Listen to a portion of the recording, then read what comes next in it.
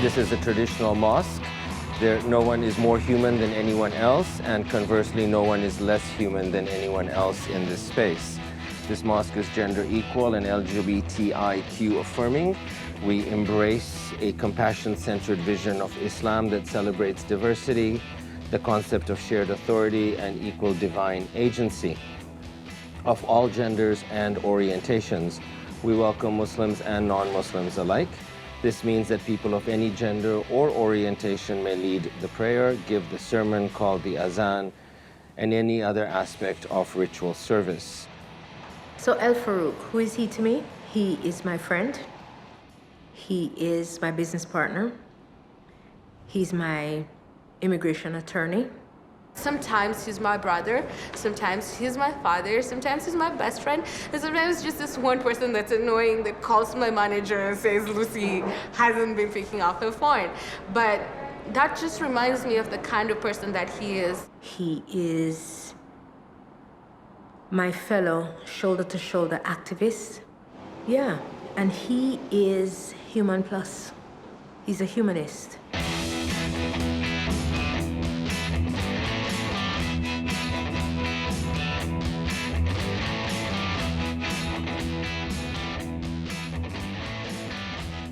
My name's El-Farouk Khaki. I was born in Dar es Salaam, Tanzania, in East Africa. My family's been in Africa since the 1860s, 1850s, something like that. We had to leave in 1971 because my father was involved in the independence movement. And as one of the movers and shakers of the independence movement, my father, along with many other people, became targeted by the powers that be. We were afraid that my father might be jailed or disappeared or subject to some kind of harm. We lived in England for about 2.5 years. And in 1974, in March, we moved to Canada.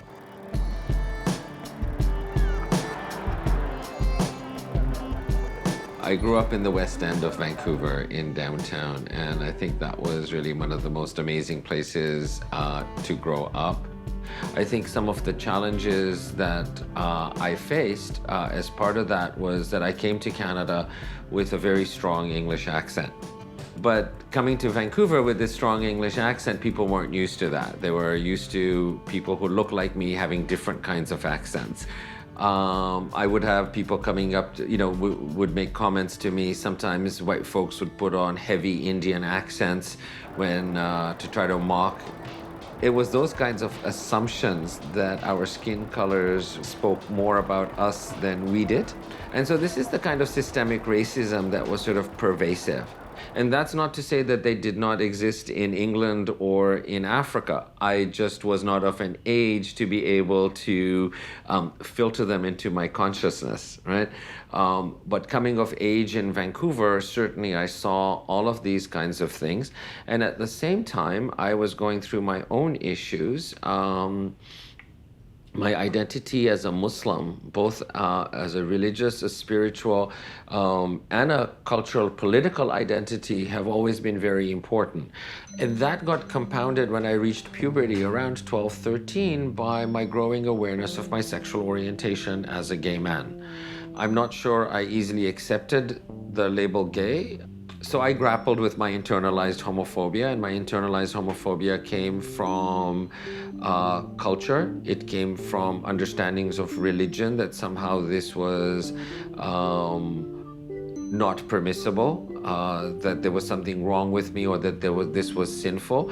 So there was a lot of hope and a lot of prayer within myself that this was a phase, that this was something that would change.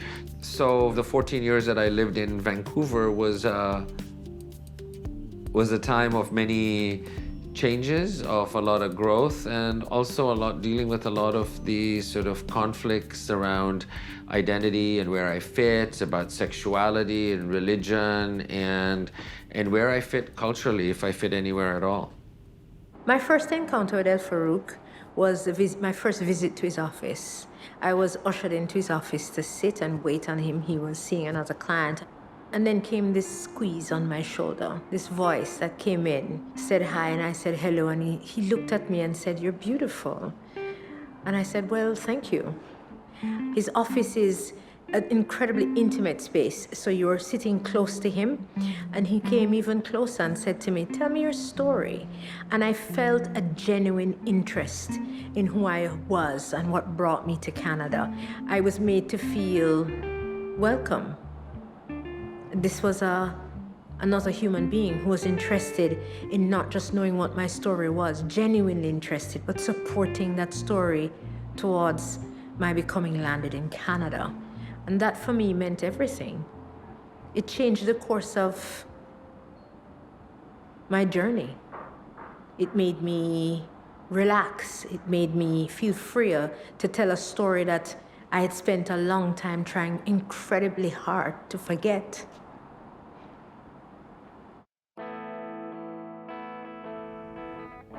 I went into law school after 3 years in my undergrad at UBC, thinking that a law degree would help me, would be a stepping stone and an enabler to doing human rights work or international work or so on, which was really what I wanted to do. After I finished law school in 1986, I articled in Vancouver, but because of the economic reality in BC, I was unemployed. So I started looking elsewhere. I started looking primarily in Toronto. But there were other issues too. My father was a community leader, a person with a really big profile as a human rights activist. And I wanted to find out who I was, independent of anybody else. And I also needed some space in order to explore my own sexual orientation and my own identity as a Muslim. So moving to Ontario was part of that journey.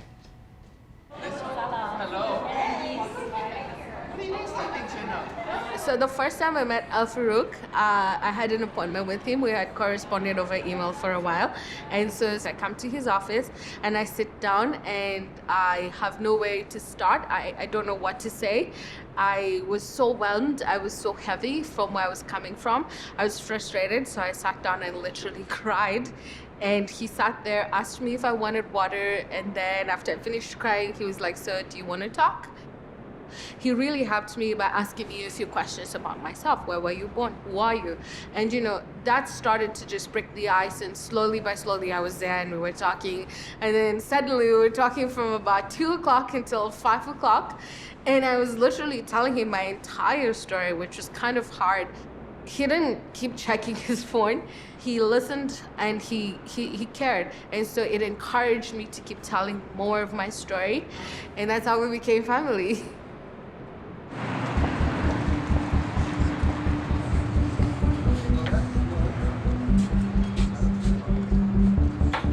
When I left Vancouver, I actually got a job in Ottawa. I lived there for 10 months. And I moved to Toronto because I was offered a job at the Refugee Board. And I worked there for 2 years, but then I was offered a job at Queen's Park in political staff in the NDP government of the day. Toronto was different from Vancouver. It was racially different. It had a larger Muslim population. And it was in Toronto that I started to meet other people who were both queer identified and Muslim identified. As I was meeting these other queer / progressive / feminist Muslims, at one point I had this notion, wouldn't it be nice if we just had a space where we could just be? And so in about 1991, I started Salam, a social and support group for lesbian and gay Muslims. Yep. And we did really well for a couple of years. I closed the organization down after 2 years. But I think having had this queer Muslim organization actually did throw seeds out, and it did shift consciousnesses, right? Because we got some media play in the United States and some LGBT media. So we had contacts and we had put it out there that this was possible.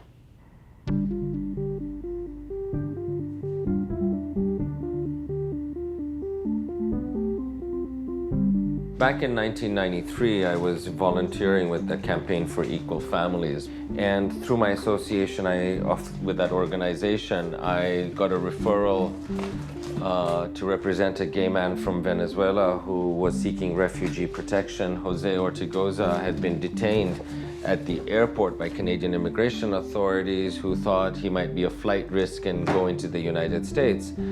So they detained him, but Jose was afraid to go back to Venezuela. And so I ended up representing him for his refugee claim.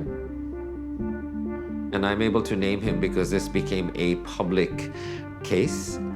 And I would say that it was maybe the first time that many LGBT organizations understood that this population existed, that there were refugees who were queer, that there were queers who were refugees. And what it did is it actually threw open the doors in terms of public awareness that LGBT people could make refugee claims based on their sexual orientation or their gender identity or their gender expression, which then opened up the door then to things like HIV status and other things as well.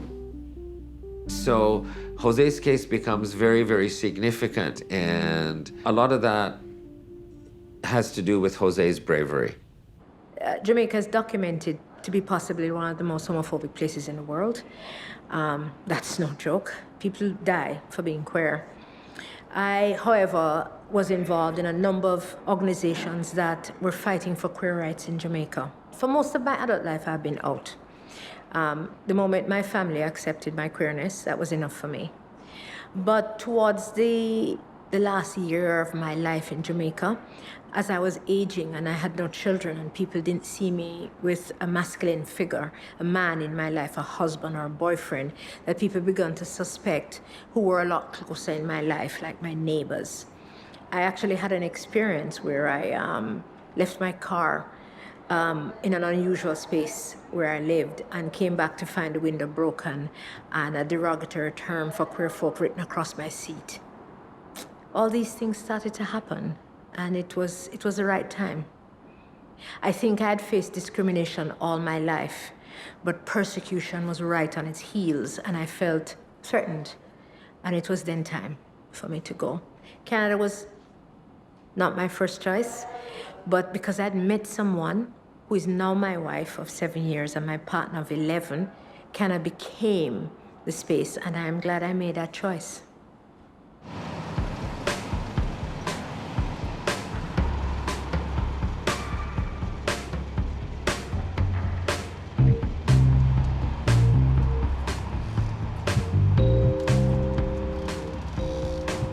You know, I started my first long-term relationship when I moved to Ottawa in 1988, and that was with Guy. I was in my mid-20s at that time. Guy and I decided we were going to have children, and just as we began that process, he took ill and then shortly passed away. And so in the back of my mind, I always had this desire, this wish, this want to be a parent. I was single for about 3 years after, and I came to a point where I was ready to have a relationship. And I met Troy. Troy has been an incredible partner. I don't think I would be here having this conversation with you. I don't think I would have been able to run for politics in 2008, and I don't think I would have played the role that I do with the Unity Mosque had it not been for Troy and his insights and his support. And at some point in our relationship, he chose to be Muslim. So that, again, becomes another means of us being able to connect. And part of that process also of us building our relationship was when I told him, when we first started dating, that I wanted to have kids. And he said to me, I'm happy to be an uncle. When El-Farouk and I first got together, he prefaced it with, I want to have a family eventually. And I said, okay, well, let's be open to it. However, I thought it was going to be forever that fabulous gay, uncle that zoomed in, zoomed out, and was like, okay, see you later, bye-bye. Parents deal with the everyday thing. Me, I would zoom in and zoom out and spoil them and whatever. However, we then went and took a course called Daddies and Papas to Be at the 519. Fabulous course, but at the beginning they asked you a bunch of questions, and El-Farouk was on this side of the room and I was on this side of the room. Obviously, we got it together, and I got over my own, I think, internalized, homophobia actually about being able to be a parent. So we began this journey of becoming dads, of becoming babas.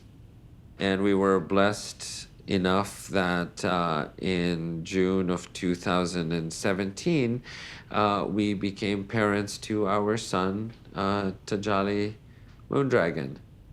Let's go.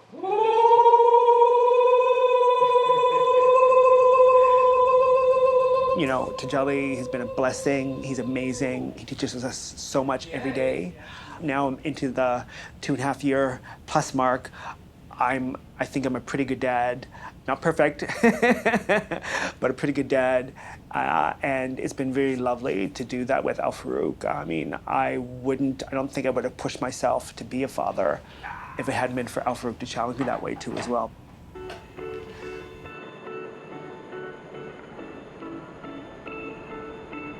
Unity Mosque, when I visited first, I didn't know what my space would be because I'm a Christian and it's a mosque. But then again, when I sat down and when they started the service, El-Farouk read the rules of the space.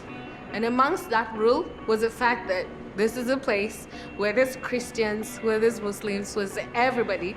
And so this is a place for everyone. And just that speech, I don't know if he knows if it's meaningful or not, but to me that speech was all the instruction I needed to sit down and be comfortable and feel at home. So in 2009, my friend Dr. Laurie Silvers, who is an academic and had been an activist, a Muslim activist in the United States, she approached me and said, let's start this space, right? So anyway, long story, Laurie, Troy, and I, in May of 2009, start the Al-Tawheed Jummah Circle. At that point in time, you know, the notion was that this was a Friday prayer space because the congregational prayer on Friday afternoons is the one obligatory congregational prayer that Muslims have. And we wanted a space where we didn't have to put aside a part of our identities, that we didn't have to change who we were or what we were when we came to the mosque. For me, my personal impetus behind getting involved with that sort of starting the Unity Mosque and now becoming the president was because why not? Right? Why not? Number two was why not? Number one was why am I as a Muslim going to spaces and places where perhaps half the people, i.e. the women, because of gender, I'm not getting that story. I'm a storyteller, I'm a performer, I'm curious about the world. For me, you don't get the full story of the world if you don't listen to the women. And so one day El-Farouk tells me, Lucy, you know, there's a list that goes around for anyone in the circle to share a khutbah. And you're welcome to do that too, you know? So this is what Al-Tawheed Jummah Circle is for me. I'm a Christian and I'm being offered an opportunity to sit down in a mosque and share my thoughts. You know, in a million years, it would never have happened to me. The way that I understood mosques in Africa is they were very different from this mosque. So I truly appreciated that and I took up the opportunity and I did my khutbah and I spoke from my heart as always. And you know what? They clapped for me when I finished.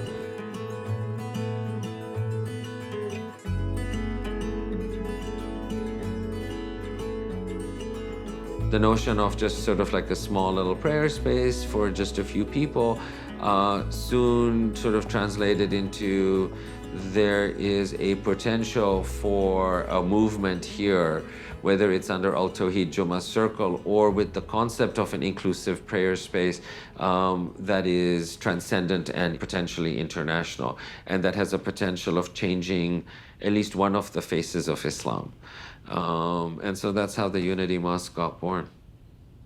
When it's Friday, I would wake up and I would get ready and go to this place just because, let me show up and see what happens. And then I left feeling very different. I left with energy for the next week. I left with food. I left with friendship. I left with light and a little bit lighter in my heart than I walked in. And that is what this space really is for me. That is what this space has been to me. And that is what this space is to many people who come into this country and are newcomers. Canada, I think, has this great capacity to bring people in and to integrate and to become better. I still think we have a long way to go, but I'm glad that we're here. I'm glad that I've been part of this journey. And I think that a lot of the work that I have done, including the Unity Mosque, would not actually be possible in a lot of places around the world. And I think Canada has actually allowed for some of this to actually happen and to happen at the scale that we've been able to do some of this work. Well, hello. Are you ready to go? Yeah. What do I see as the end goal of my activism is wellness. Wellness for myself, for the people around me, for the planet around me. I think the work of the Unity Mosque and some of the other activism that I am involved in is about creating a better planet. I told you earlier that when we started the Unity Mosque or the Al Tawhid Jummah Circle, it was to create space for ourselves, a space where we could be whole. But we realized that there were a lot of other people feeling the same way that we were. And so I would say, what's my vision, what's my goal? Global transformation, global wellness, global oneness. That's what I want to see.